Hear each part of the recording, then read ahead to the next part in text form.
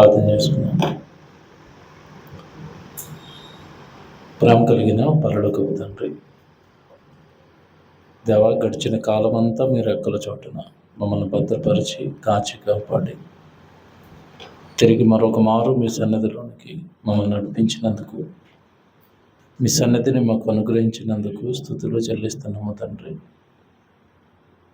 దేవా, ఈ లోకంలో ఉన్న వారంతా మీరెవరో ఎరుగక మీరు ఈ సృష్టికర్త అని, మనుషులను పుట్టించిన తండ్రి అని గుర్తెరగక వారంతా నాశనానికి జారిపోతుంటాయి. కొద్దిమందిగా ఉన్న మమ్మల్ని తండ్రి, మిమ్మల్ని ఎరిగి మీ సన్నిధిలో ఉండడానికి కృపను అనుగ్రహించారు. అందును బట్టి స్తుతులు చెల్లిస్తూ మీ కొరకు బ్రతకడానికి తండ్రి అవసరమైన మాటలు ప్రతి వారం అందిస్తున్నారు.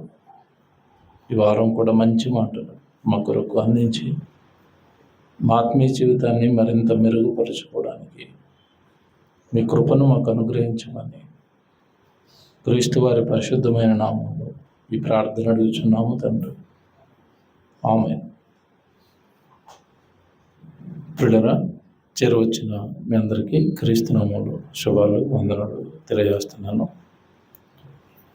ప్రతి వారము కూడుకుని చక్కగా బైబిల్లో ఉన్న జ్ఞానపు సంగతులు నేర్చుకుంటున్నాం. ఈ వారం కూడా ఒక మంచి సంగతి మీతో బైబిల్లో నుండి నేర్పిస్తాను.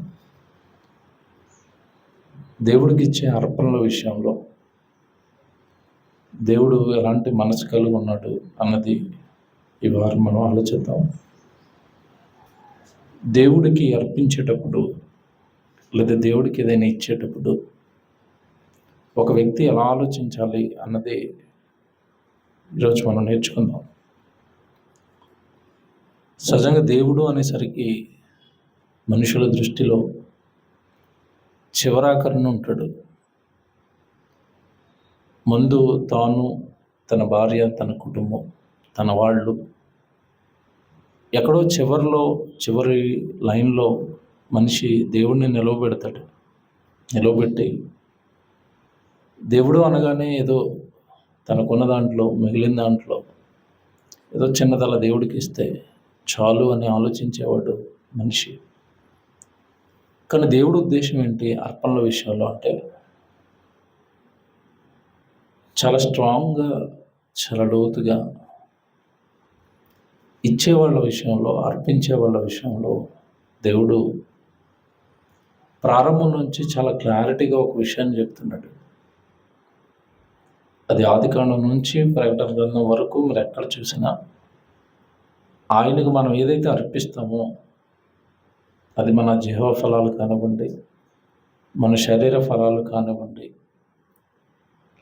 ఈరోజు మనం అర్పించే ఆత్మ సంబంధమైన బలులు కానివ్వండి, అనగా శరీరం నుండి మనం ఇచ్చే ప్రతిదీ ఆత్మ సంబంధమైన అర్పణ. ఈరోజు బలి ఏది మనం దేవుడికి ఇచ్చినా ఆ విషయంలో దేవుడు ఒక క్లారిటీతో ఉన్నాడు ప్రారంభం నుండి. అది తన పిల్లలు పాటించాలి అని కోరుకుంటున్నాడు. కానీ మనుషులు ఎలా ఆలోచించారు అంటే దేవుడికి ఇచ్చేవి మిగిలిపోయినవి, లేదంటే చాలా చిన్నవి దేవుడికి ఇస్తే దేవుడు ఆనందపడతాడు, దేవుడు సంతోషపడతాడు అని అనుకున్నారు. బైబిల్లోకి వెళ్ళి ఈ విషయాన్ని స్పష్టంగా మీరు నా పిల్లలకు నేర్పించండి అని ఒకనాడు యాజకులుగా నిలబెట్టిన లేవీయులతో దేవుడి సంగతి ప్రస్తావిస్తూ, మీరు యాజకులు కదా, నాకు నా పిల్లలకు మధ్యవర్తులు కదా, మీరు దేవుడి వాక్యాన్ని బోధిస్తూ నా పిల్లల్ని నా మనసులో ఉన్న సంగతులు వారికి చెప్పి నాకు ఇష్టలుగా మీరు నిలవబెట్టాలి అని చెబుతూ దేవుడు ఒక మంచి సంగతి ప్రస్తావించాడు పాత నిబంధన కాలంలోనే. ద్వితీయోపదేశకాండం 33వ అధ్యాయం 8వ వచనం బైబిల్లో మీరు జాగ్రత్తగా చూస్తే, ద్వితీయోపదేశకాండం 33వ అధ్యాయం 8వ వచనంలో చివరిలో కొన్ని మాటలు ఉంటాయి. మధ్యలోంచి మనం చూస్తే ద్వితీయోపదేశకాండం లేవీయుల గురించి ఇట్లనెను, లేవీయుల గురించి ఇట్లనెను, నీ కిందీము, నీ తుమ్మీము, నీ ఊరీము నీ భక్తునికి కలవు. మస్సాలో నీవు అతనిని పరిశోధించితివి. మెరీబా మెరీబా నేల యొద్ద అతనితో నీ వివాదపడితివి. అతడు నేను వారిని ఎరుగనని తన తండ్రిని గూర్చి తన తల్లిని గూర్చి అనెను. తన సహోదరుని లక్ష్య పెట్టలేదు, తన కుమారుడును ఎంచలేదు. వారు నీ వాక్యమును బట్టి ఇది చివరి మాట మీరు చూడండి. వారు నీ వాక్యమును బట్టి నీ నిబంధనలు గైకొనిరి. వారు యాకోబునకు నీ విధులను ఇశ్రాయేలులకు నీ ధర్మశాస్త్రమును నేర్పుదురు అన్నట. నీ సన్నిధిని ధూపములను నీ బలిపీఠం మీద సర్వాంగ బలిని అర్పించుదురు. లేవీయులకు దేవుడిచ్చిన పని. ఇక్కడ చాలా జాగ్రత్తగా ఈరోజు మనం ఆలోచించవలసింది ఏంటంటే, లేవీయుడు దేవునికి యాజకత్వం జరిగిస్తూ బలులు అర్పించాలి అన్నట్టు. మీరు అక్కడ ఒక విషయం గమనిస్తున్నారో లేదో, యాజకుడు కేవలం బలులు అర్పించటానికి మాత్రమే కాదు, పై మాట మీరు పట్టుకున్నారో లేదో, వారు నీ ధర్మశాస్త్రాన్ని యాకోబునకు నేర్పించుదురు అన్నాడు. చూడండి, 9లో చివరి మాటలో, వారు నీ వాక్యమును బట్టి నీ నిబంధనలు గైకొనిరి. వారు యాకోబునకు నీ విధులను ఇశ్రాయేలునికి ధర్మశాస్త్రమును నేర్పుదురు. అంటే సేవకుడు సంఘానికి ఏమి నేర్పాలి? వాక్యాన్ని నేర్పించాలి, దేవుడి కట్టడలు నేర్పించాలి, దేవుడి విధులు నేర్పించాలి. దేవుడు మిమ్మల్ని ఇలా ఉండమంటున్నాడు అని యాజకుడు, సేవకుడు ప్రజలకు చెప్పాలి. ఆయన యొక్క కట్టడలు, ఆయన యొక్క విధులు మొత్తం సర్వాన్ని కూడా పిల్లలకి నేర్పించాలట. ఇది మనసులో పెట్టుకోండి. ఇప్పుడు సంఘాలలో దేవుడు ధర్మశాస్త్రము, దేవుడు విధులు కూర్చోబెట్టి ప్రజలకి నేర్పిస్తున్నారా? మీరు చెప్పండి. సంఘాలలో వాక్యం నేర్పుతున్నారా? ఆచారాలు నేర్పుతారా? ఆచారాలు నేర్పుతారు. గుడికి వచ్చారా, మీరు బొట్టు తీసేయాలి, గాజులు తీసేయాలి. గుడికి వచ్చారా, మీరు పలానా డ్రెస్ కట్టుకోవాలి, పలానా కలర్దే. ఆచారాలు, నియమాలు, దేవుడు పెట్టిన నియమాలు, కట్టడలు, నిబంధనలు నేర్పటం మానేసి సంఘాలకు ఒక్కొక్క ఆచారం ఉంటుంది, వాళ్ళ సొంత సంఘ ఆచారాలు, అవి నేర్పించారు. కానీ ఇక్కడ దేవుడు స్పష్టంగా వాళ్ళతో మాట్లాడుతూ, మీరు ఖచ్చితంగా ప్రజలకి వాక్యాన్ని నేర్పించాలి అన్నట్టు. వాక్యాన్ని నేర్పిస్తూ బలులు అర్పించాలి. ఇప్పుడు ఇది ఎందుకు చెప్పాడు? మీకు ముందుకెళ్ళేసరికి అర్థమవుతుంది విషయం. నా కట్టడలు, నా నియమాలు, నా ధర్మశాస్త్రం మీరు నేర్పిస్తూ నాకు బలులు ఇవ్వాలి అన్నాడు. అంటే బలర్పించేటప్పుడు బలికి సంబంధించిన కట్టడ, బలికి సంబంధించిన విధిని ప్రజలకు నేర్పాలి. ఆనాటి నుండి ఈనాటి వరకు. ఆనాడు లేవీయుల యాజకులైతే ఈరోజు క్రీస్తునందు విశ్వసించిన క్రైస్తవులు అందరూ కూడా దేవుడికి యాజకులే. ఈ యాజకులు దేవుడి యొక్క నియమ నిబంధనలు ప్రజలకి చెప్పాలి. బాగా ఆలోచించండి. మనం ఇచ్చే వాటి విషయంలో కూడా దేవుడు ఎలాంటివి తీసుకుంటాడు, ఎలాంటివి అంగీకరిస్తాడు, ఎలాంటివి రిజెక్ట్ చేస్తాడు, తిరస్కరించేస్తాడు అన్న దానిపైన ముందు సేవకుడికి ఒక అవగాహన ఉండాలి. ఖచ్చితంగా ధర్మశాస్త్రం అనగా బైబిల్లో ఉన్న నియమ నిబంధనలు ప్రజలకి చెప్పాలి. ఇది మనసులో పెట్టుకుని, ఇప్పుడు ఇవ్వటం విషయంలో, బలుడు ఇవ్వటం విషయంలో వాళ్ళకి ఏమైనా కట్టడం ఉన్నాయా? నియమాలు ఏమైనా ఉన్నాయా? రూల్స్ ఏమైనా ఉన్నాయా? దేవుడికి ఏది పడితే అది ఇవ్వచ్చా, ఇవ్వకూడదా? దేవుడు ఏది ఇచ్చినా అంగీకరిస్తాడా, అంగీకరించడా? మనకిష్టం వచ్చింది దేవుడికి ఇవ్వచ్చా? దేవుడు కోరుకున్నది దేవుడికి ఇవ్వాలా? ఇవన్నీ ప్రశ్నలు. మళ్ళీ చెప్తానే, నేను ఇప్పుడు చెప్పిన ప్రతి ప్రశ్న కూడా చాలామందికి సుమారుగా తెలిసి ఉండకపోవచ్చు కూడా. దేవుడికి నేను ఏది ఇచ్చినా తీసుకుంటాడా? మీరు ఆలోచించండి. దేవుడికి ఏది ఇచ్చినా తీసేసుకుంటాడా? ఇది మనసులో పెట్టుకోండి. దేవుడు ఇచ్చే వాటి విషయంలో పెట్టిన కట్టడ నియమము మనకి తెలియకపోతేనండి ఇచ్చేదాని విషయంలో మనం అనుకుంటాం మన దేవుడికి ఏదో ఇచ్చామని. నువ్వు ఇవ్వటం ఓకే, కానీ దాన్ని ఆయన యాక్సెప్ట్ చేశాడా, రిజెక్ట్ చేశాడా? ఆయన దాన్ని అంగీకరించాడా, తిరస్కరించాడా? నీకు తెలియదు. ఇప్పుడు ఇచ్చాను అనుకుంటావు అంతే నువ్వు. ఒకప్పుడు బైబిల్లో ఫస్ట్ బలి అర్పణ హేబెలు, కయీను ఇద్దరు ఇచ్చారు. ఇద్దరిది యాక్సెప్ట్ చేశాడా? ఒకరిది యాక్సెప్ట్ చేశాడా? ఒకరిది అంగీకరించాడు, మరొకరిది ఏం చేశాడు? తిరస్కరించాడు. ఎందుకు? ఇతను తక్కువ ఇచ్చాడు, అతను ఎక్కువ ఇచ్చాడనా? అలా ఉండదు బైబిల్లో. హేబేలు ఎక్కువ ఇచ్చాడు, కయ్యను తక్కువ ఇచ్చాడు, అందుకే దేవుడు అంగీకరించలేదు. చాలామంది పాస్టర్లు ఆ సందర్భాన్ని అలా కూడా వాడుకున్నారు. మీరు తక్కువ ఇచ్చారంటే దేవుడు అంగీకరించరు అంటారు వీళ్ళు. అంటే వీళ్ళు సంచి నిండుతుందని. అక్కడ ప్రాబ్లం తక్కువ ఎక్కువ కాదు, బలిచ్చేటప్పుడు ఇస్తున్న వ్యక్తి యొక్క మనస్సు. హేబేలు ఏ మనసుతో ఇచ్చాడు, కయ్యను ఏ మనసుతో ఇచ్చాడు? హేబేలు దేవుడికి ఇవ్వాలనుకున్నప్పుడు ఎలా ఉన్నాడంటే మనసులో సంతోషంగా, ఆనందంగా, నాకు జన్మనిచ్చి నన్ను ఈ విధంగా నిలబెట్టి నా కొరకు ఈ సృష్టిని చేసి నన్ను కన్న నా తండ్రికి నేను అర్పణిస్తున్నాను అని ఇచ్చేటప్పుడు సంతోషంగా, ఆనందంగా, తనకున్న దాంట్లో మంచింది క్రొవ్విన దాన్ని పట్టుకెళ్ళి ఇచ్చాడు. అప్పుడు అక్కడ దేవుడు చూసింది ఏంటంటే, ఆయన నువ్వేమిచ్చినా తినడో త్రాగడో, కానీ ఇచ్చేటప్పుడు ఏ మనసుతో ఇస్తున్నావో చూస్తాడు. మనసు చూసేసరికి ఒక ఆయన మనసు గెలుచుకున్నాడు, మరొక ఆయన దేవుడిని బాధ పెట్టాడు. ఏదో దేవుడికి ఇవ్వాలి కనుక, తమ్ముడు ఇస్తున్నాడు కనుక, ఇవ్వకపోతే బాగోదు కనుక అన్నట్టుగా పట్టుకొచ్చాడు. ఎవరు? కయ్యను. రిజెక్ట్ చేశాడా? తిరస్కరించేశాడు. ఇది ఇప్పుడు మీరు మనసులో పెట్టుకుంటే, ఆ దేవుడికి ఇచ్చేటప్పుడు మనం ఏది పడితే అది ఇస్తే తీసుకోడా, ఎలా పడితే అలాగ ఇస్తే తీసుకోడా? ఎంత దారుణంగా ఉంది ఈరోజు పరిస్థితి దేవుడిది అంటే. మీరు బాధపడినట్టు ఉదాహరణ చెప్తాను.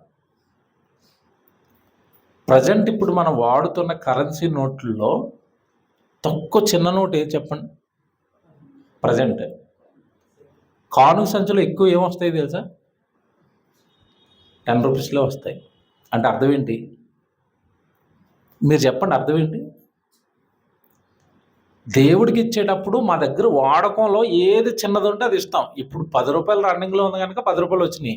5 రూపాయల నోటు రన్నింగ్లో ఉందనుకోండి, అన్నీ ఏమొస్తాయి? 5 రూపాయలు వస్తాయి. మీకు అర్థమైందా? అంటే దేవుడికి ఇచ్చేటప్పుడు బాగా చిన్నది ఏదో ఉందో చూద్దాం, చిల్లర ఎక్కడ మిగిలిపోయిందో చూద్దాం, అసలు మనకి ఏదో ఉపయోగపడదో అది చూద్దాం. 10 రూపాయలు అంటే ఏం పర్లేదు అండి, పిల్లోడికి పప్పులు కొనుక్కున్నంత పర్లేదు, ఇచ్చేయండి. ఇప్పుడు ఇలాంటివన్నీ దేవుడు అంగీకరిస్తాడు అనుకుంటున్నారా?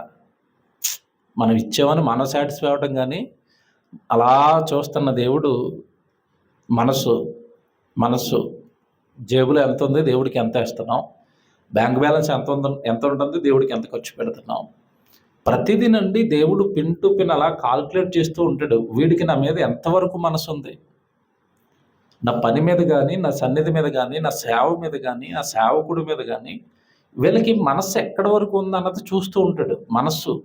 మనస్సు సుమ. ఇప్పుడు బైబిల్లోకి వెళ్ళి ఈ యాజకులు బలి అర్పిస్తారు కదా, మీ దగ్గరికి ప్రజలు బలులు అట్టుకుని వస్తారు కదా, వచ్చేటప్పుడు మీరు ఏం చేయాలో తెలుసా? ఏం చెప్పాడో తెలుసా వాళ్ళకి? 15వ అధ్యాయానికి రండి. 15వ అధ్యాయం, ఇదే ద్వితీయోపదేశ ఖండంలో ఉన్నారు కనుక 15వ అధ్యాయానికి రండి. 15వ అధ్యాయం 21వ వచనం చూడండి.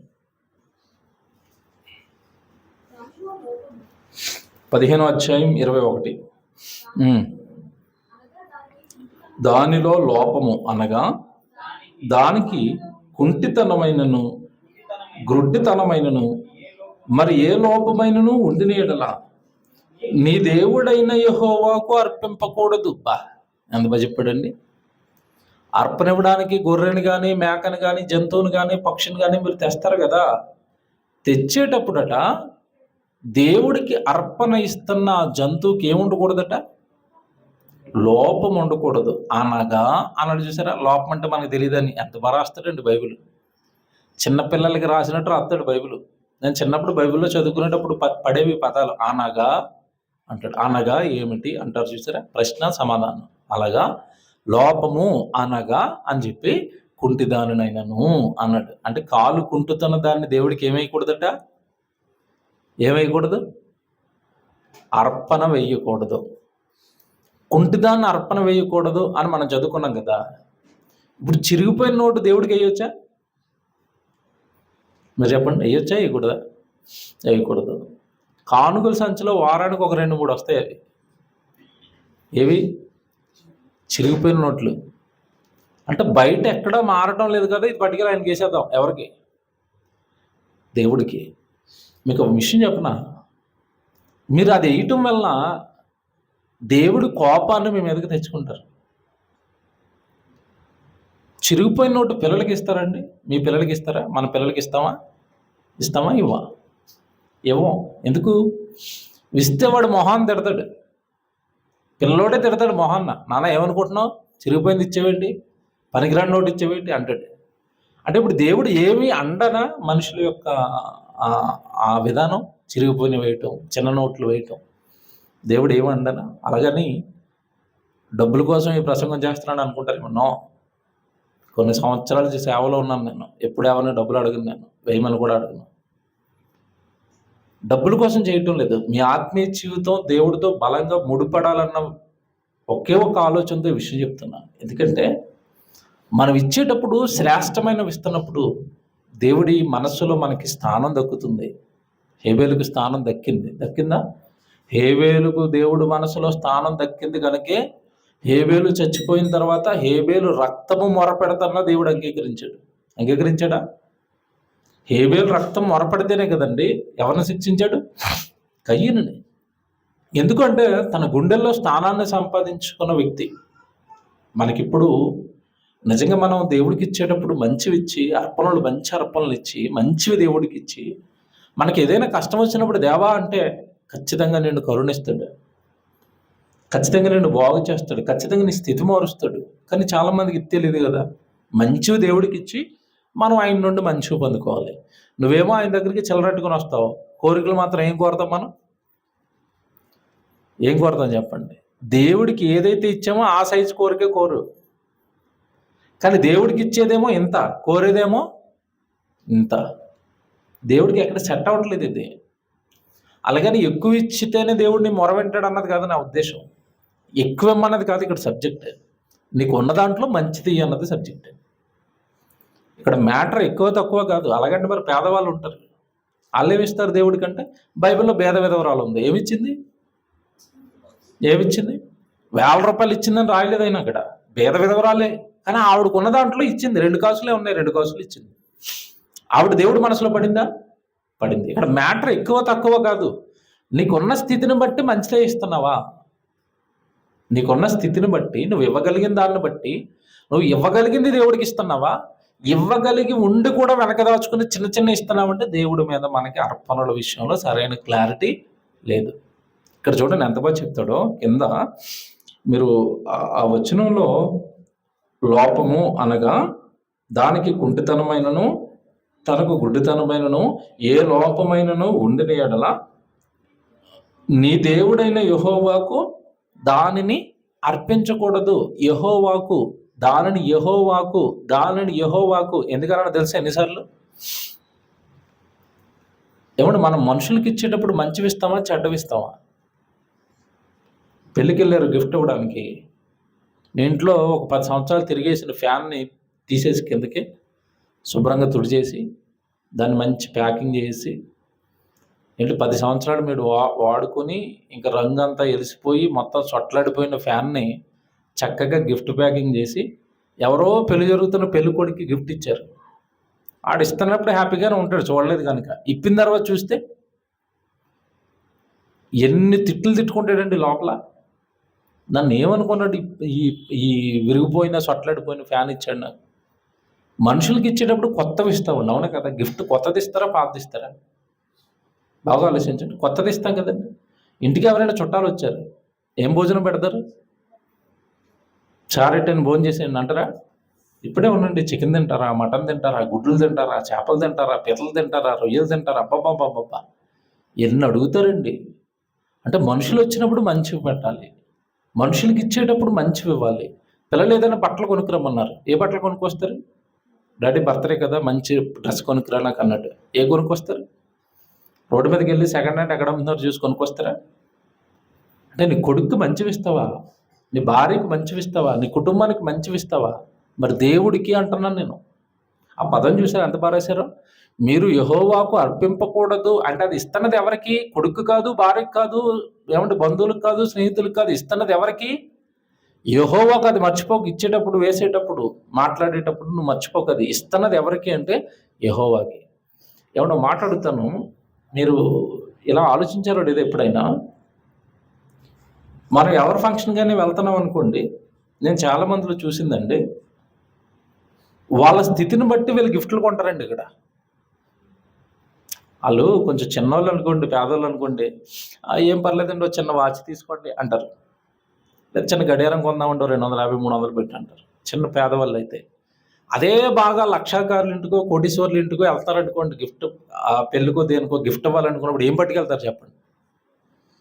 అమ్మ వాళ్ళు చాలా పెద్దోళ్ళండి, మనం ఏదన్నా చిన్నది ఇస్తే ఏమని కొనుక్కుంటారేమో. వాళ్ళ స్థితిని బట్టి వాళ్ళకి ఇచ్చేది ఏమి ఇవ్వాలి? మంచిది ఇవ్వాలి. మంచిదే కదా పట్టుకెళ్తారు. ఇప్పుడు మనం అర్పణ ఇస్తున్నది ఎవరికి అంటే మనుషులకు కాదండి, మనల్ని పుట్టించిన తండ్రికి. ఆయన మనకిచ్చింది ఎంతో తెలుసా? లెక్కలు చెప్తే గుండె ఆగిపోద్దండి. ఆయన మనకిచ్చింది ఎంతో తెలుసా? శరీరంలో ఉన్న అవయవాలన్నీ లెక్కలు కడితేనండి సుమారు 350 కోట్ల నుంచి 400 కోట్లట. ఏంటవి? శరీరంలో ఉన్న అవయవాల రేటు కడితే. కిడ్నీ పోయిందనుకోండి, కిడ్నీ మార్పించుకోవాలంటే ఎంత డబ్బు అవుతుంది చెప్పండి? తెలిసిన వాళ్ళు ఎవరికైనా తెలుసా? మీకు ఎవరికైనా ఒక కిడ్నీ మార్పించుకోవాలంటే ఎంత అవుతుందో తెలుసా? కిడ్నీ కొని మార్పించుకోవాలంటే దగ్గరగా 40 నుంచి 50 లక్షలండి ఒక కిడ్నీ. అంటే ఇప్పుడు 2 కిడ్నీలు కలిపి ఎంత? 2 కిడ్నీలు ఎంత ఇప్పుడు? ₹1,00,00,000. కిడ్నీయే 50 లక్షలు అంటే గుండె ఎంత ఉంటుంది? ఆలోచించండి మరి, ఎన్ని కోట్లు ఉంటుంది అది? ఈ కోట్ల రూపాయల సరుకు నీకు ఇచ్చింది ఎవరు?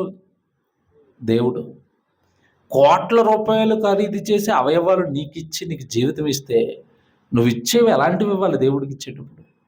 ఈరోజు మనం తింటున్నామన్నా, బ్రతుకుతున్నామన్నా, ఉద్యోగం చేసుకుంటున్నామన్నా, పని చేసుకుంటున్నామన్నా ఆయన ఇచ్చే అవయవాలు ఉండబట్టే కదా. వీటితోనే కదా సంపాదించుకుంటున్నాం, వీటితోనే కదా ఆనందంగా ఉన్నాం, సంతోషంగా ఉన్నాం. అలాంటప్పుడు దేవుడికి నేను ఇస్తున్నప్పుడు ఒకసారి ఆయన ఎవరో ఒకసారి ఆలోచించుకోవాలి కదా. నేను ఇస్తున్నది ఎవరికైనా ఆలోచన ఉండాలి కదా, ఎవరికి ఇస్తున్నాను నేను? అందుకే ఆ పదం రాశాడు అక్కడ, మీరు ఇలాంటి కుంటివి కానీ గుడ్డివి కానీ మీరు యెహోవాకు అర్పింపకూడదు. తర్వాత 22లో అంటాడు, జింకను దుప్పిని తినట్లు నీ పురంలో పవిత్ర అపవిత్రుడు దానిని తినవచ్చును, వాటి రక్తమును మాత్రం నీవు తినకూడదు, నేళ్ల వలె భూమి మీద దానిని పారబోయవలను. చూసారు విధులు ఇచ్చేటప్పుడు, అర్పణలు ఇచ్చేటప్పుడు ఎలా చేయాలి, ఎంత పర్ఫెక్ట్గా చేయాలి. దేవుడికి ఇచ్చేటప్పుడు ఎలా ఉండాలి, ఎంత బాగా చెప్తాడు చూడవాలి. ఇది పాత నిబంధనలోనండి ఒకప్పుడు అర్పణలు ఇస్తున్న ఆనాటి సంఘానికి చెప్పబడిన నియమాలు ఇవన్నీ.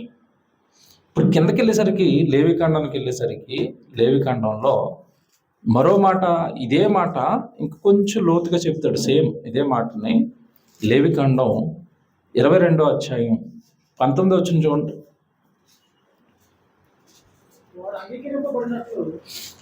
లేవికాండం 22వ అధ్యాయం 19 వచనం. వాడు అంగీకరింపబడినట్లు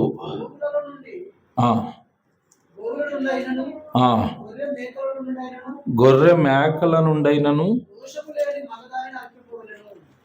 చూసారా పదం?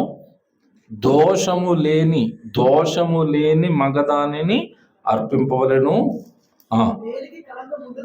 దేనికి కలంకముండునో దానిని నువ్వు అర్పించకూడదు. ఆ పదం చూడండి.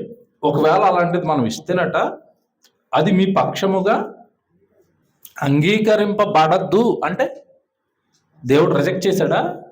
తిరస్కరించాడా? తిరస్కరించేశాడట. ఎందుకు? నువ్వు ఇచ్చేది కరెక్ట్ మంచిది ఇవ్వలేదు, శ్రేష్టమైనది ఇవ్వలేదు, నీ పక్షాన్ని అది అంగీకరించబడదు అన్నాడు. సర్వం ఇచ్చిన దేవుడికి నువ్వు ఇచ్చేటప్పుడు 1కి 2 సార్లు ఆలోచించు. మళ్ళీ చెప్తున్నానండి, దేవుడికి మనం ఏదైనా ఇచ్చేటప్పుడు ముందు 1కి 2 సార్లు ఆలోచించుకోండి. నేను ఎవరికి ఇస్తున్నాను? నేను ఎవరికి ఇస్తున్నాను, నేను దేనికి ఇస్తున్నాను, ఇచ్చేటప్పుడు ఎలాంటివి ఇవ్వాలని దేవుడు కోరుకున్నాడు. చాలామంది నేను గ్రామాల్లో సభలకు వెళ్తాను కదండి, ఆ గ్రామాల్లో సభలకు వెళ్ళినప్పుడు చర్చిలో పాత వస్తువులు ఉంటాయి. పాస్టర్ గారు చెప్తారు, ఈ సోఫా అండి మొన్నేనండి పలానా వాళ్ళు పట్టుకొచ్చి మా చర్చిలో వేసారండి. అంటే వాళ్ళ ఇంట్లో వాడేసి చిరిగిపోయిన తర్వాత ఆ సోఫా పట్టుకొచ్చి ఎక్కడేస్తారు? చర్చిలో. వాళ్ళ ఇంట్లో ఏం వేసుకుంటారో తెలుసా? కొత్తదే. పట్టుకోడండి దేవుడు. ఒరే, మీ ఇంట్లో కొత్తది వేసుకుంటావా, నా మందిరంలో పాతదేస్తావా? చెప్తాను రా నీ సంగతి, వస్తావుగా నా దగ్గరికి.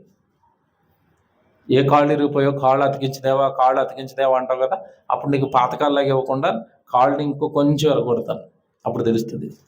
పాత ఇచ్చావు కదా, అది అతుక్కొనవి ఇచ్చావు కదా నాకు. ఎందుకంటే సోఫా ఇరిగిపోయిన సోఫా ఇచ్చారంటే, ఆ పాడైపోయిన సోఫా ఇచ్చారంటే అది బాగు చేయడానికి అవుతుందండి? మళ్ళీ అవదు. నీ శరీరంలో నా అవయవాలు పాడైపోతే ఆయన బాగు చేసేయాలి. నువ్వు మాత్రం అసలు ఎందుకు పనికిరాని అని పట్టుకొచ్చి ఎవరికి ఇస్తావు? దేవుడికి ఇస్తావు. ఎంత ఎంత ఏమంటారంటే దీన్ని ఆలోచన విధానంలో కుసంస్కారం అంటారు. ఇది కుసంస్కారం, సంస్కారం లేకపోవటం. దేవుడికి ఇచ్చేటప్పుడు ఒక సంస్కారవంతమైనది ఇవ్వాలి, మంచిది ఇవ్వాలి, శ్రేష్టమైనది ఇవ్వాలి, మంచి అర్పణ ఇవ్వాలి. మన కోసం వేలకు వేలు లక్షలకు లక్షలు మనం ఖర్చు పెట్టుకుని దేవుడికి ఇచ్చేసరికి చివరి మిగిలిపోయినవో అలా ఇంట్లో ఉన్న చిల్లరో పట్టుకొచ్చిస్తూ ఉంటాయి. దేవుడు ఆ జీవితాన్ని ఎప్పటికీ దీవించడండి, బాగు చేయడండి, తోడుగా ఉండడండి. ఆలోచించండి మీరు. ఈ కిందకి వెళ్ళేసరికి అసలు అంత ఆశ్చర్యం అంటే ఇంకో మాట ఉంటుంది, అది మీ పక్షాన అంగీకరింపబడదు అన్నడా తర్వాత మాట. ఒకడు మొక్కుబడిని చెల్లించుటకే కానీ, స్వేచ్ఛార్పణము అర్పించుటకే కానీ, సమాధాన బలి రూపముగా గోవునైనను గొర్రెనైనను మేకనైనను యెహోవాకు తెచ్చినప్పుడు అది అంగీకరింపబడినట్లు దోషము లేనిదై ఉండవలెను. దానిలో కళంకమేది ఉండకూడదు. గుడ్డుదేమి, కుంటుదేమి, కొరత గలదేమి, గడ్డగలదేమి, గచ్చి రోగములు గలదేమి, చిరుగుడు గలదేమి, అట్టి వాటిని యెహోవాకు అర్పింపకూడదు. వాటిలో దేనిని బలిపీఠము మీద యెహోవాకు హోమము చేయకూడదు. చూసారా? కుంటివి, గడ్డివి, గజ్జి వచ్చినవి అంతే కదండి. మనిషి అయ్యే కదా తీసేస్తాడు, మందలో ఉంటే వేస్ట్ కదా అని. మీకు అర్థమయ్యాడు? దేవుడు మందలో ఇలాంటి రోగాలు వచ్చినవన్నీ దేవుడికి అర్పణను పట్టుకొచ్చి చివరికి ఆయన ఎంత క్లియర్గా ఉన్నాడంటే, నాకు అర్పణ అర్పిస్తున్న దానికి గజ్జు కూడా ఉండకూడదట, దురదలు కూడా రాకూడదట, దాని మీద గడ్డ కూడా ఉండకూడదట. ఎంత క్లియర్గా ఉన్నాడు చూసారా? అవేవి అట్టుకొచ్చి నా బలిపీఠం మీద నువ్వు నాకేం చేయకూడదు. ఏమంటే అర్పణ అంటే దేవుడికి ఇస్తున్నాం కదండి, దేవుడికి పెట్టడం కదండి. అర్పణ అంటే దేవుడికి పెట్టడం కదండి. మీ ఇంట్లో ఎవరో చుట్టాలు వచ్చారు, భోజనం చేస్తున్నారు, చికెన్ కూర తింటున్నప్పుడు వాళ్ళతో ఏం చెప్పాలి? నువ్వు ఇప్పుడే 2 ఫ్రెష్గా చికెన్ షాప్ నుంచి తెచ్చాను, చికెన్ బాగుంది అన్నారు. అలా కాకుండా రోగం వచ్చి కోడి చచ్చిపోయిందండి, ఆ రోగం వచ్చిన కోడి చచ్చిపోయింది, ఏం చేయాలో తెలియక టైంకి మీరు వచ్చారు, మీకు భోజనం వండి పెట్టేసాం అన్నారు అనుకోండి. వాళ్ళు ఏమంటారు చెప్పండి? రోగం వచ్చిన దాన్ని ఉండేవంటే మనుషులు తింటారండి? చెప్పండి, మీరు తింటారా? మర్యాద అది. రోగం వచ్చింది మనుషులకే పెట్టినప్పుడు రోగం వచ్చింది దేవుడికి పెట్టచ్చా? ఆలోచించారు మీరు ఎప్పుడైనా?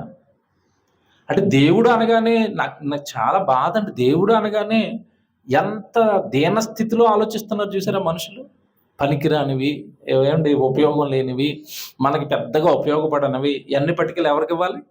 దేవుడికి. నేను ప్రారంభంలో చెప్పిన ఉదాహరణ ఉంది కదా, 10 రూపాయల నోటు. ఏముంది రండి, పనికిరాది, చిన్నదే కదా, వేసేయండి, ఏం కాదు. జేబులోనండి 500 నోటు, 10 రూపాయల నోటు ఉంది అనుకుందాం. కానుకలు వేసే టైంలో పొరపాటున 10 రూపాయల నోటు దిగి 500 నోటు తీశారు. కానుక సంచి ముందుకు వచ్చేసరికి 500 చేతి నోట్లో ఉందనుకోండి, ఏమనిపిస్తుంది? మనసు చెప్పాలి, అమ్మ నాయన 500 టెక్ మన కొంచెం బాబు అలా ముందుకెళ్ళరా అని ఇది లోపల పెట్టేసి మళ్ళీ వాళ్ళు వచ్చేలోపు ఏం చేస్తారు?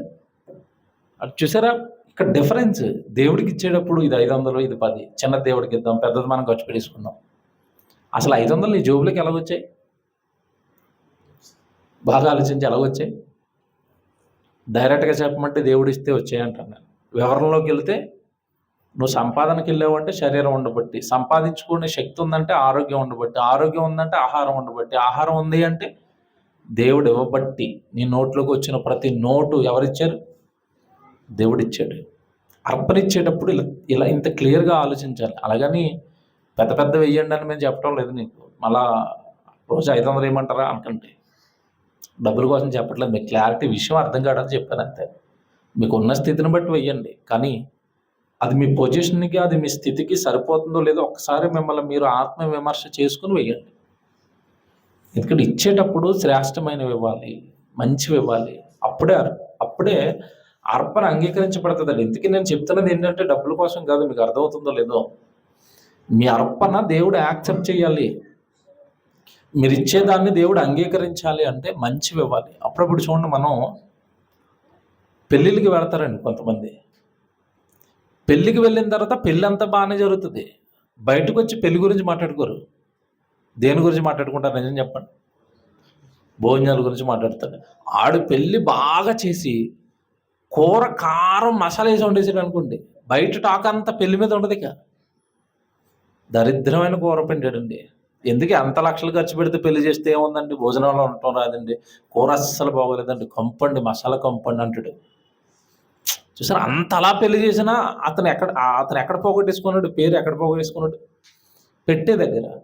ఇప్పుడు మనం ఎంత భక్తి చేసేసినా దేవుడికి ఇచ్చేటప్పుడు సరైనది ఇవ్వట్లేదు అనుకోండి, అక్కడ మనం పోతామో లేదా మీరు ఆలోచించండి. అక్కడ మన భక్తి పోతుందా లేదా, మనకి దేవుడి మీద ఉన్న ప్రేమ ఎంతో ఆయనకి తెలిసిపోతుందా లేదా. మనం ఎవరికైనా ఏదైనా గిఫ్ట్ ఇస్తున్నామంటే ప్రేమతో ఇస్తాం, మంచివి ఇస్తాం, మంచివి ఇవ్వాలి. మనుషులకే మంచివి ఇవ్వాలి. ఎందుకంటే దేవుడు మనకి అన్ని మంచివి ఇచ్చాడు. మంచి గాలి, మంచి నీరు, మంచి ఆకాశం, మంచి భూమి, మంచి పిల్లలు. దేవుడు ఇచ్చిన దాంట్లో చెడ్డదేముంది ఒకటి చెప్పండి నాకు. పోనీ దేవుడు ఇచ్చిన దాంట్లో లోపం కలిగింది ఒకటి చెప్పండి. దీంట్లో లోపం ఉందండి దేవుడు ఇచ్చిన దాంట్లో. ఏదైనా లోపం ఉంటుందండి దేవుడు ఇచ్చే దాంట్లో? ఏముండదు. మరి మనం దేవుడికి ఇచ్చేటప్పుడు లోపం కలిగినవి, చిన్నవి, మనకి పనికిరానివి పట్టుకెళ్ళి దేవుడికి ఇస్తే అది ఎంత అసహ్యంగా, ఎంత షేమ్ ఫీల్ అవుతాడు దేవుడు అంటే. పట్టుకొచ్చిన వాళ్ళని బట్టి ఎంత షేమ్ ఫీల్ అవుతాడు. ఏంటి వీడేంటి నన్ను మరీ ఎంత బిచ్చగాళ్ళ చూస్తున్నాడు, నన్ను మరీ ఎంత చీప్గా చూస్తున్నాడు ఏంటి. ఇవ్వకపోయినా పర్వాలేదండి, దేవుడు ఏమనుకోడు. నేను చాలాసార్లు చెప్పాను, మీరు ఇవ్వకపోయినా పర్వాలేదు, కానీ ఇచ్చేటప్పుడు మాత్రం శ్రేష్టమైనది, దేవుడి హోదాకు సరిపోయేది, మన స్థితికి సరిపోయేది దేవుడికి మనం ఇవ్వాలి. అదే ఈ మాటల్లో ఉన్న అంతరార్థం. ఇప్పుడు చివరికి వెళ్ళేసరికి నా బలిపీఠం మీద మీరు అర్పించేటప్పుడు మంచివి అర్పించండి, లోపం కలిగినవి అర్పించొద్దు అన్నడా? ఈ విషయం ప్రజలకు ఎవరు చెప్పాలి? ప్రారంభంలో చదివించాను నేను. ఎవరు చెప్పాలి? యాజకులు చెప్పాలి. వీళ్ళు ఏం చేశారు తెలుసా? బాగా కోపాన్ని రప్పించారండి వీళ్ళు దేవుడికి. వీళ్ళు ఏం చేశారు అంటే, మంచివి దేవుడికి ఇవ్వండి అని చెప్పడానికి ధైర్యం లేక మనుషులు ఏది తెస్తే అది అర్పణలు ఇవ్వటం మొదలెట్టేశారు. దేవుడికి చాలా కోపం వచ్చేసింది వీళ్ళ మీద, యాజకుల మీద కోపం వచ్చింది. ముందు వచ్చి మలాకీ గ్రంథం రండి ఒకసారి, 1వ అధ్యాయం 6వ వచనం చదివితే, మలాకీ గ్రంథం 1వ అధ్యాయం 6వ వచనం, కుమారుడు తన తండ్రిని గణపరచును కదా, దాసుడు తన యజమానుని గణపరచును కదా, నా నామమును నిర్లక్ష్య పెట్టు యాజకులారా అన్నాడు. అంటే వీళ్ళు ఎవరు? ముందు నిర్లక్ష్యం చేసింది ఎవరట? యాజకులు. నన్ను నిర్లక్ష్య పెట్టారు, నా మనసును నిర్లక్ష్య పెట్టారు, నేను చెప్పింది ప్రజలు కరెక్ట్గా చెప్పలేదు. నా నామమును నిర్లక్ష్య పెట్టు యాజకులారా, నేను తండ్రినైతే నాకు రావలసిన ఘనత ఏమాయను, నేను యజమానుడనైతే నాకు భయపడేవాడు ఎక్కడున్నాడు? నేను యజమానుడిని కదా, నేను బాసుని కదా, నాకు రావాల్సిన ఘనత ఏది, క్రెడిట్ ఏది? నాకు అర్పించేవి పనికిరాని పట్టుకొస్తుంటే నన్ను అసలు అలా ఏం గౌరవించినట్టు? నాకు వచ్చిన ఘనత ఏది? నాకు అసలు ఎవరు భయపడుతున్నారు అని సైన్యములకు అధిపతి యెహోవా మేము అడగగా, ఏమి చేసి నీ నామమును నిర్లక్ష్య పెట్టిమని మీరందరూ. చూసారా ఆయన ఎంత క్లారిటీగా ఉన్నాడా? ఇదిగో మీరు నా నామాన్ని నిర్లక్ష్య పెట్టారు అంటే వీళ్ళు అంటున్నారట, మేము ఏం చేసి నిర్లక్ష్య పెట్టాం, మేము ఏం చేసాం అన్నారట. ఇప్పుడు ఆయన అంటున్నాడు 7వ వచనంలో, నా బలిపీఠము మీద అపవిత్రమైన భోజనమును మీరు అర్పించుచు. ఈ నా భోజనపు బల్ల మీద మీరేం పెట్టారు? అపవిత్రమైనవి. మన భోజనం బల్లలో ఎవరైనా అపవిత్రమైనవి పెడితే మనం తింటాం. ఏదో చెప్పాను కదా ఉదాహరణ, మంచి చికెన్ పెట్టకపోయినా, మంచి కూర వండకపోయినా వాళ్ళు తింటారండి? తినరు కదండి, మనల్ని అసహ్యంగా చూస్తారు కదండి. పాడైపోయినవి, కుళ్ళిపోయినవి, మురుగుపోయినవి ఎవరికైనా పెడితే వాళ్ళు తినరు కదండి. అలాంటిది దేవుడి భోజన బలం మీద మీరు అపవిత్రమైన వాటిని అర్పించుచు ఏమి చేసి నిన్ను అపవిత్ర పరిస్థితి అని మీరు అందరూ యెహోవా భోజనపు బలను నీచపరిచినందుకే కదా గుడ్డిదారుని తీసుకొని బలిగా అర్పించిన ఎడలా అది దోషము కాదా? పట్టుకున్నాడు చూడండి. బలిపీఠం మీదకి ఏం పట్టుకొచ్చారట? గుడ్డిదాన్ని పట్టుకొచ్చి బలి ఇస్తారట. ఈ గుడ్డోలు చూసుకోవాలి కదా, ఎవరు? యాజకులు. అర్పణ వీడే ఇవ్వాలి, వీడే బలి అయ్యారు. ఎవరై గుడ్డిదాన్ని తెచ్చేవేటో దేవుడికి ఇలా దేవకూడదు, పట్టుకుని వెళ్ళిపో మంచిదే అనాలి కదా. వీడు కూడా వాడితో కొమ్మక్క అయిపోయి పర్లేదండి వేసేయండి ఏమనుకోలేడు దేవుడు. చూసారా, కోపం వచ్చిందండి, ఇద్దరి మీద కోపం వచ్చింది. అర్పణ అర్పించిన వాడి మీద, అర్పణ తీసుకుని బలేసిన యాజకుడి మీద, ఇద్దరి మీద కోపం వచ్చింది. ఎందుకు రాలండి తీసుకున్నారు, గెట్ అవుట్ అని చెప్పాలిగా మీరు. అర్థమవుతుందా? మీది నా భోజనం బలం మీద గుడ్డిదాన్ని మీరు అర్పించడం దోషము కాదా? కుంటిదానినైనను రోగము గల దానినైనను అర్పించిన ఎడల అది దోషము కాదా? అట్టి వాటిని నీ అధికారికి ఇచ్చిన ఎడల అతడు నీకు దయచూపునా. వేసాడు చూడండి ఇక్కడ. పట్టుకెళ్ళి అలా కులిపోయినవి, గుడ్డిపోయినవి నీ అధికారికి ఎవరా? నీ బాస్కి ఎవరా? నువ్వు ఎవరి దగ్గర అయితే పని చేస్తున్నావు వాడికి అవి గిఫ్ట్ అయ్యి పట్టుకెళ్ళి వాడు తీసుకుంటాడా? తండ్రి తరివేస్తాడా? నీ అధికారికే ఇవ్వను నువ్వు, నీ అధికారికి మంచివిచ్చే నువ్వు, నీ ఇంట్లో ఉన్న నీ కుటుంబానికి మంచివిచ్చే నువ్వు, నాకెందుకు ఇలాంటి పనికిరానివన్నీ పట్టుకొచ్చి అర్పణలు ఇస్తున్నావు? నాకు ఇక్కడ చాలా ఇది ఇది ఇది రాసుకున్నప్పుడు అంటే చాలా ఫీల్ అయ్యానండి. అమ్మ బాబు, దేవుడికి ఏవి పడితే అవి మనం ఇవ్వకూడదా? ఏది పడితే అది ఇవ్వకూడదా? ఇచ్చేది మంచిది ఇవ్వాలా, కొనేది మంచిది కొనాలా అంటే డిసైడ్ అయిపోయాను నేను. ఇస్తే శ్రేష్టమైనవి ఇవ్వాలి. నాకు ముందు నుంచి సేవలో ఉన్నప్పటి నుంచి కూడానండి, దేవుడి పేరట ఏది చేసినా, నేను కార్యం చేసినా, మెసేజ్ చెప్పిన అన్నిటి గురించి తీక్షణంగా 100కి 200 సార్లు ఆలోచించుకుంటాను. మంచి ప్రసంగం చెప్పాలి, మంచి పాట రాయాలి, మంచి సభ జరిగించాలి, మంచి సెమినార్ జరిపించాలి, మంచి వాక్యం చెప్పాలి, మంచివి. దేవుడు అనగానే తక్కువ మనకు గుర్తు రావాల్సినవి ఏంటంటే మంచివి ఇవ్వాలి. పాట పాడే వాళ్ళు ఎవరైనా మీలో పాట పాడితే మంచిగా చక్కగా నేర్చుకుని ప్రాక్టీస్ చేసి అందంగా దేవుని ఎదుట మీరు పాటలు పాడటం ప్రారంభించండి. దేవుడు ఎంత పొంగిపోతాడో తెలుసా? అది కూడా ఒక అర్పణే. బాగా ఆలోచించి నేర్చుకుని నా కోసం పాట పాడుతున్నాడు. బైబిల్ బాగా చదువుకుని నా కోసం నా మాటలు చెప్తున్నాడు. మీకు అర్థం అవ్వాలి. దేవుడు ఊరకనే దేవుడు ఎవరిని గొప్ప చేయడండి, ఊరకనే దేవుడు ఎవరిని వాడుకోడు, ఊరకనే దేవుడు చక్కగా వెనక తోడుగా ఉండడండి. ఇచ్చే వాటి విషయంలో అతను ఏమి ఇస్తున్నాడో చూస్తాడు. మీకు చాలాసార్లు చెప్పాను, సకల శాస్త్రాలను అధిగమించిన బైబిల్. ఆ సినిమా చాలా బాగా తీయాలని సినిమా టెక్నీషియన్లు పెట్టాను, డబ్బు ఖర్చు అయిపోయింది, సుమారుగా 6.5 లక్షలు ఖర్చు అయింది. చివరికి వచ్చేసరికి ఆ మూవీ రిలీజ్ చేసే టైంకి డబ్బులు లేవు. నేను చెప్పాను చాలాసార్లు, బండి అమ్మేశాను. నేను సువార్తకి తిరిగే బండి అమ్మేశాను, మంచి బండి, 50,000కు బండి అమ్మేసా, డబ్బులు పట్టుకొని సినిమాలో పెట్టాను. ఎందుకంటే క్వాలిటీ తగ్గకూడదు, కమిట్ అవ్వకూడదు. ఏదో ఎలాగొన్నా పర్లేదని రిలీజ్ చేసి కుదరదు. మంచి నెంబర్ 1 క్వాలిటీ కావాలి. కూర్చొని ఆ రోజు నేను కొంచెం నష్టపోయాం. కానీ సినిమా చూడండి, అది ఎంత క్వాలిటీగా ఉంటుంది. అది సినిమా వాళ్ళు తెర మీద వేస్తే కూడా అది మన తెరల మీద వేసి అంత క్వాలిటీగా సినిమా చేశారు వాళ్ళు. దీని అంతటికీ కారణం ఏంటంటే వెనకడుగు వేయకుండా ఎన్ని వేల రూపాయలు, లక్షల రూపాయలు ఖర్చు అయిపోయినా దేవుడికి సంబంధించిన సినిమా బాగుండాలి. అందుకే ఇప్పుడు చూడండి ఎన్ని లక్షల మంది చూశారు ఆ సినిమా. ఎన్ని చోట్ల నాకు తెలిసి సువార్తల్లో ప్రదర్శింపబడిందో నాకు తెలిసి, అది సువార్తలకు వెళ్ళిన ప్రతి చోట సినిమా వేశారు. చాలా చోట్ల దేవుడికి ఉపయోగపడింది. కారణం క్వాలిటీగా తీసాం కనుక, రాజీ పడలేదు కనుక మనం ఏది అర్పించినా క్వాలిటీ దేవుడిదే కోరుకున్నాడు. కనుక దేవుని పిల్లలుగా మనం ఇచ్చేటప్పుడు ఒకసారి ఆలోచించుకుందాం, వేసేటప్పుడు ఆలోచిద్దాం, పాట పాడేటప్పుడు ఆలోచిద్దాం. దేవుడికి ఇచ్చే సమయం ఇది కూడా ఆలోచిస్తాడు దేవుడు. ఎంత సమయం ఇస్తున్నాం దేవుడికి? శ్రేష్టమైన సమయం అంతా మనం వాడేసుకుని, మొత్తం సింహభాగం మనకిచ్చిన కాలంలో ఎక్కువ టైం మనకు వాడేసుకుని, ఏదో మిగిలిపోయిన ఒక అరగంట, 10 నిమిషాలు, పావుగంట దేవుడికి ఇచ్చేసానండి, దేవుడి కోసం గడిపేశానండి. అదేంటండి అది? అంటే నువ్వు దేవుడికి ఏది ఇచ్చినా దాంట్లో శ్రేష్టత చూడు. కాలం ఇస్తే మంచి టైము, చక్కగా ఉదయాన్నే లేవగానే ఫస్ట్ నీకే తండ్రి, నీతోనే మాట్లాడతాను, నేను నీ వాక్యమే చదువుతాను. శ్రేష్టత నువ్వు కాలం ఇచ్చేటప్పుడు, నువ్వు టైం ఇచ్చేటప్పుడు కూడా శ్రేష్టమైన సమయాలు దేవుడికి ఇవ్వాలి. అర్పణ ఇచ్చేటప్పుడు నువ్వు ఆర్థికంగా కానుకిస్తున్నావా, శ్రేష్టమైనది ఇవ్వు. సన్నిధికి వస్తున్నావా, చక్కగా ముందే దేవుడి సన్నిధి, తర్వాతే ఏదైనా. అంటే నీకున్న పనుల్లో దేవుడి సన్నిధి అనేది మొదటి ప్రాధాన్యత అవ్వాలి. అది శ్రేష్టత.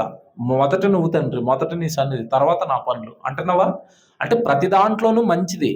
సన్నిధికి టైం ఇచ్చినా, బైబిల్ చదువుకోవడానికి టైం ఇచ్చినా, ఓ పాట పాడినా, ప్రసంగం చేసినా, దేవుడికి కానుకిచ్చినా, అన్నిటిలోనూ కూడా మంచిదే. నేను ఒక కానుకల విషయంలో చెప్పడం లేదు ఈ ప్రసంగం. మీ దగ్గరికి మీరేసే డబ్బుల విషయంలో మాత్రం చెప్పడం లేదు ఇది నేను. మీరు ప్రతి దాంట్లోనూ శ్రేష్టత వెతకండి. దేవుడికి అర్పణ, దేవుడికి ఇచ్చే ప్రతి దాంట్లోనూ శ్రేష్టత వెతుక్కోండి, చక్కగా వెతుక్కోండి. కొత్త బట్టలు కొనుక్కుంటారండి చాలామంది. ఎప్పుడు వేసుకుంటారు చెప్పండి? పెళ్ళి రావాలి ఎవడో ఒకటిదే, నీ బర్త్డే రావాలి. నేను నిజం చెప్పనండి, నేను కొనుక్కున్న కొత్త బట్టలన్నీ ఆదివారం వేసుకుంటాను. ప్రతి షర్ట్ ఆదివారం వేసుకుంటాను. దేవుడి సన్నిధిలో ఓపెన్ చేయాల. మంచి చొక్కా ఇచ్చాడు దేవుడు, దేవుడి సన్నిధికే వేసుకుని వెళ్ళాలి. చిచ్చి ఫంక్షన్లకి, పార్టీలకి అస్సలు మ్యాక్సిమం నేను వెళ్ళను. నాకు ఖాళీ లేదని చెప్పి ఇంట్లో ఎవరికి పంపిస్తాను. నేను ఒక మంచిది కొనుక్కుంటే దేవుడి సన్నిధిలో ఓపెన్ అవ్వాలి. అది దేవుడికి ఉపయోగపడుతూ ఓపెన్ అవ్వాలి. దేవుడి దగ్గరే ఓపెన్ అవ్వాలి. శ్రేష్టత ఏమి ఇచ్చినా ప్రతి దాంట్లోనూ దేవుడండి, దేవుడండి, మొదట దేవుడండి.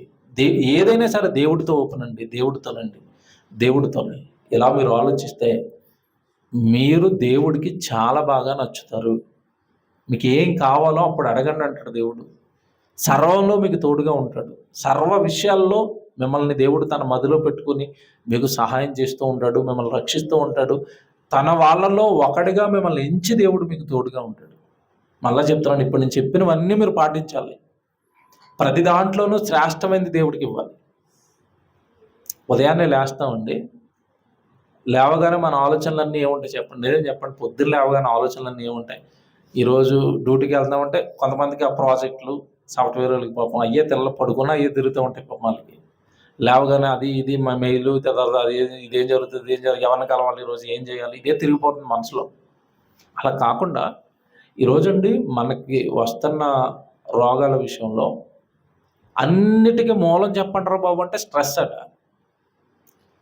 స్ట్రెస్ ఫీల్ అవుతున్నారా మీరు? అందుకే షుగర్ వచ్చింది. స్ట్రెస్ ఫీల్ అవుతున్నారా? అందుకే థైరాయిడ్ వచ్చింది. స్ట్రెస్ ఫీల్ అవుతున్నారా? అందుకే బీపీ వచ్చింది. స్ట్రెస్ ఫీల్ అవుతున్నారా? మైగ్రేన్ తలపోటు వస్తుంది అంటున్నారు. కొంతమంది అంటే నాకు ఏ స్ట్రెస్ లేదని అంటున్నారు. స్ట్రెస్ లేకపోవడం కాదు, నువ్వు ఓవర్గా దేని గురించి నువ్వు ఆలోచిస్తున్నా అది నీకు ఏంటో తెలుసా? స్ట్రెస్సే. ఉద్యోగం గురించి ఎక్కువ ఆలోచిస్తున్నావా? ఒక వ్యక్తి గురించి ఎక్కువ ఆలోచిస్తున్నావా? తినే తిండి గురించి ఎక్కువ ఆలోచిస్తున్నావా? ఏది ఓవర్గా మనం ఆలోచించినా అదే స్ట్రెస్ అంటే. అంత స్ట్రెస్ ఫీల్ అవుతూ దేవుడిని ఆలోచిస్తారా ఎప్పుడైనా? మీరు ఆలోచించండి.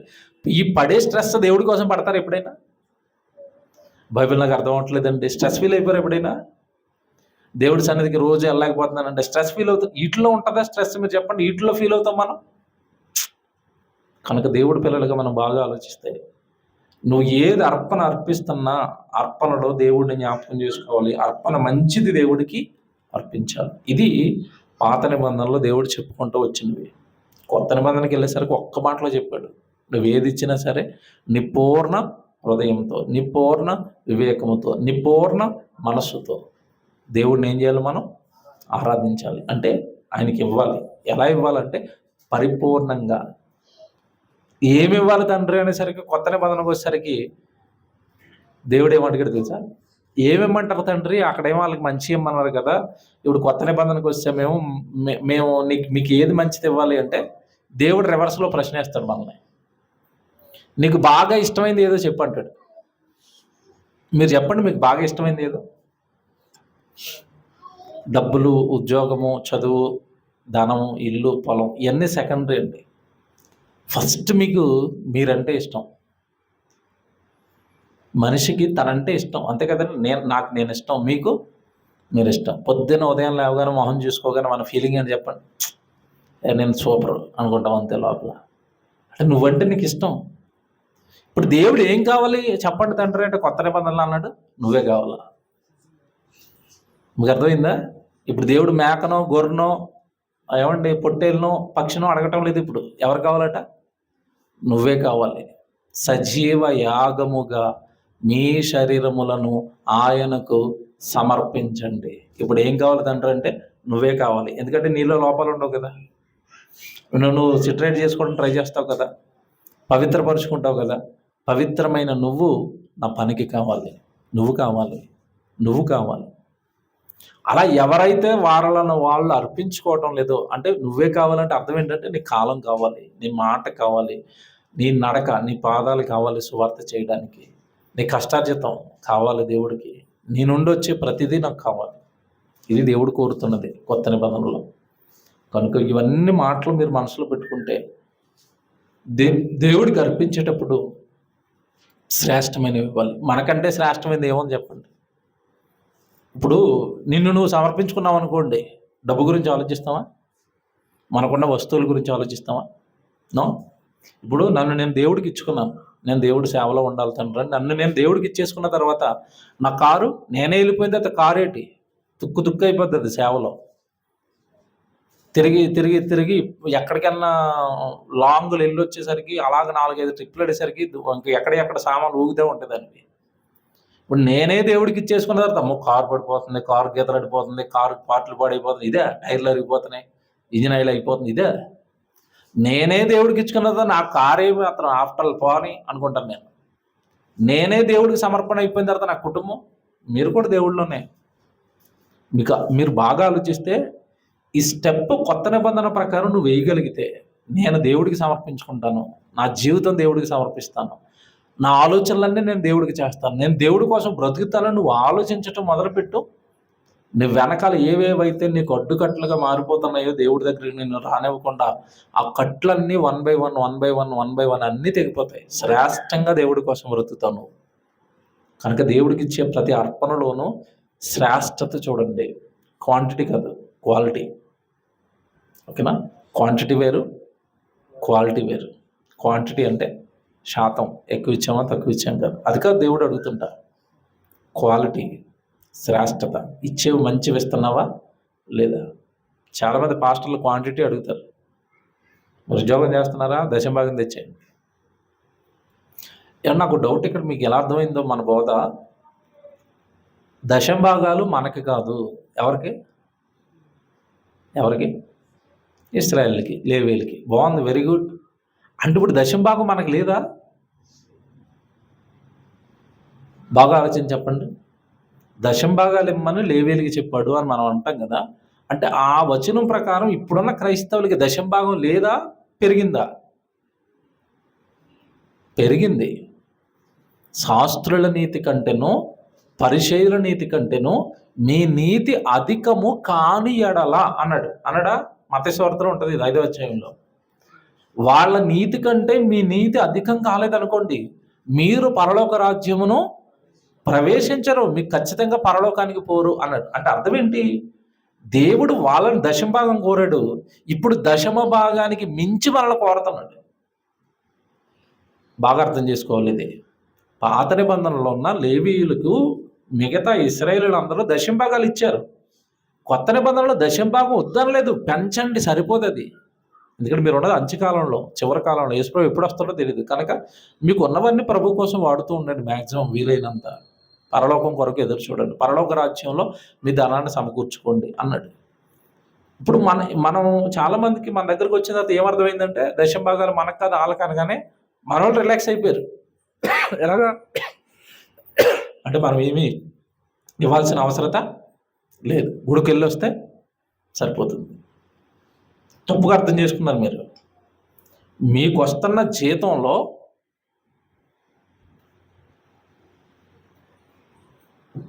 దశమ భాగము కంటే ఎక్కువ ప్రతి నెల దేవుడికి ఖర్చు అవ్వాలి.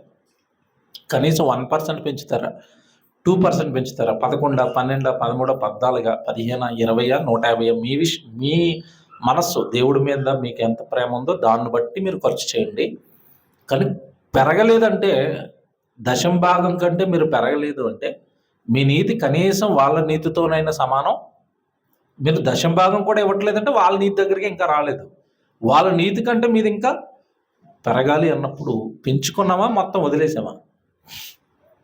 మీరు ఆలోచించండి. మనము దశమ భాగం లేదు అంటే అర్థం ఏంటంటే, దశమ భాగం మ్యాండేటరీ కాదు, ఇంకా ఎక్కువ ఇవ్వాలని చెప్పడం దాని ఉద్దేశం. అలాగని మొత్తానికి దేవుడికి ఏమి ఇవ్వకండి, మొత్తానికి మీకు ఏమి లేవు, గుడికి వచ్చి వెళ్ళిపోండి అన్నది కాదు దాని అర్థం. దేవుడు రాయించిన వాక్యాలు, సందర్భాలు బాగా అర్థం చేసుకోవాలి. కనుక దేవుడి పిల్లలుగా మనము మన జీవితంలో ఎంత శాతం దేవుడికి ఇస్తున్నాం? ప్రతిదీ. నేను 10% అని చెప్తున్నది వాళ్ళకి పండిన భూమి, పంట, అందులో 10% తెమ్మన్నాడు వాళ్ళకి. తర్వాత వాళ్ళు కాలం ఎలా ఇవ్వాలంటే ప్రతి శనివారం రావాలి అంటాడు. విశ్రాంతి దినాన్ని ఖచ్చితంగా మీరేం చేయాలి? పాటించాలి అన్నాడు. నేను మాట అడిగినా, ప్రతి విశ్రాంతి దినాన్ని పాటించాలి. పాటించకపోతే మరణ శిక్ష. ఇప్పుడు వాళ్ళకి ఒక్క శనివారం వస్తే సరిపోద్ది, వారానికి ఒకసారి. తర్వాత నెలకొకసారి ఒక పండుగ ఉంటుంది, సంవత్సరానికి ఒకసారి పండుగ ఉంటుంది. ఆ పండుగలు ఖచ్చితంగా వాళ్ళు ఏం చేయాలి? ఆచరించాలి. ఇప్పుడు దాంతో పోలిస్తేనండి, మనం ప్రతి శనివారం వాళ్ళు గుడికి వచ్చారంటే, ఇప్పుడు మనం గుడికి ఎప్పుడెప్పుడు వస్తాం? వారంలో ఆదివారం. ప్రతి ఆదివారం వస్తాం మనం. ఏదైనా పెళ్లి జరిగితే, మనకి ఏదైనా పర్సనల్ పని పడితే ఆఫీస్లో డొమ్మ అడిగేవాళ్ళు ఎవరున్నారు? వాళ్ళని అడుగుతారా? ఎవరిని? ఇశ్రాయేల్ని అడుగుతారా? అడగటం కాదు. ఈడనా విశ్రాంతి దినాన్ని మీరింది, పడిగిరండి రాళ్ళు అంటారు అంతే. దెబ్బకాడ ఇంక ఉద్యోగం లేదు, ఏం లేదు. శనివారం అనగా రయ్యమ తిరుగుతుంది దేవుడి సన్నిధి. కనీసం మనం వాళ్ళు పాటించినా కూడా పాటించకుండా, వాళ్ళు ఇచ్చిన అర్పణలు కూడా ఇవ్వకుండా, వాళ్ళు చేసినట్టుగా కూడా దేవుడి సన్నిధికి మనం వచ్చి చేయకుండా, దేవుడి కోసం నేను పరలోకం వెళ్ళిపోతాను అని అనుకోవటం, ఇది ఒక ఆశ్చర్యం. మనం భక్తి చేయడానికి మన ముందు వాళ్ళ ఒక నమూనా నీడ అంటోళ్ళు వాళ్ళంతా. మనం ఒరిజినాలిటీ, మనకి నీడ. ఆ పాత నిబంధన కానీ, ధర్మశాస్త్రం కానీ, కట్టడలు కానీ మనకి ఛాయ అంటాడు. అది నీడే అలా ఉన్నప్పుడు ఒరిజినల్ ఇంకెంత బాగుండాలి, ఇంకెంత శ్రేష్టంగా ఉండాలి, ఇంకా ఎంత ఎక్కువగా దేవుడి సన్నిధికి రావాలి, ఇంకెక్కువగా దేవుడి సన్నిధిలో గడపడానికి ప్రయత్నించాలి. మీరు ఆలోచించుకోండి. కనుక వాళ్ళ నీతి కంటే మన నీతి ఏమవ్వాలి? అధికం కావాలి. వాళ్ళకి కుంటినవి, గుడ్డినవి ఏవి తేవద్దు అన్నాడు, శ్రేష్టమైనవి ఇమ్మన్నాడు. మనం ఇచ్చే అర్పణలు కూడా శ్రేష్టమైనవి. శరీర సంబంధంగా మనం ఏ అర్పణ దేవుడికి ఇచ్చినా అది శ్రేష్టమైనది దేవుడికి అర్పించాలి. ప్రార్థన చేసుకుందాం. ప్రేమ కలిగిన తండ్రి దేవా, ఈరోజు తిరిగి మనలా బైబిల్లో నుండి కొన్ని మంచి సందర్భాలు నేర్చుకోవడానికి, మీ మనసును అర్పణ విషయంలో తెలుసుకోవడానికి కృప చూపారు. అందును బట్టి స్తుతులు చెల్లిస్తున్నాం తండ్రి. మీ పిల్లలంగా మేము ఎలాంటివి మీకు ఇవ్వాలి, ఎలాంటివి అర్పించాలి అన్నది ఆలోచించాం. మా చుట్టూ ఉన్న మనుషులకో, మా ఇంటికి వస్తున్న బంధువులకో మేము శ్రేష్టమైనవి అర్పిస్తాం, మంచివే ఇస్తాం. అలాంటిది మీకు ఇచ్చేటప్పుడు తండ్రి, మనుషులకు ఇచ్చిన దానికంటే తక్కువవి, చిన్నవి, మిగిలిపోయినవి, పనికిరానివి మీకు ఇస్తే అది మీ విషయంలో నేరమవుతుంది అని మీ పిల్లలకి చెప్పారు. విని గ్రహించడానికి కృప చేయండి. మంచి అర్పణలు మీకు ఇచ్చి మిమ్మల్ని సంతోషపెట్టే పిల్లలుగా దీవించండి. క్రీస్తు వారి పరిశుద్ధమైన నామంలో ఈ ప్రార్థన అడుగుచున్నాము తండ్రి. ఆమేన్. Thank you.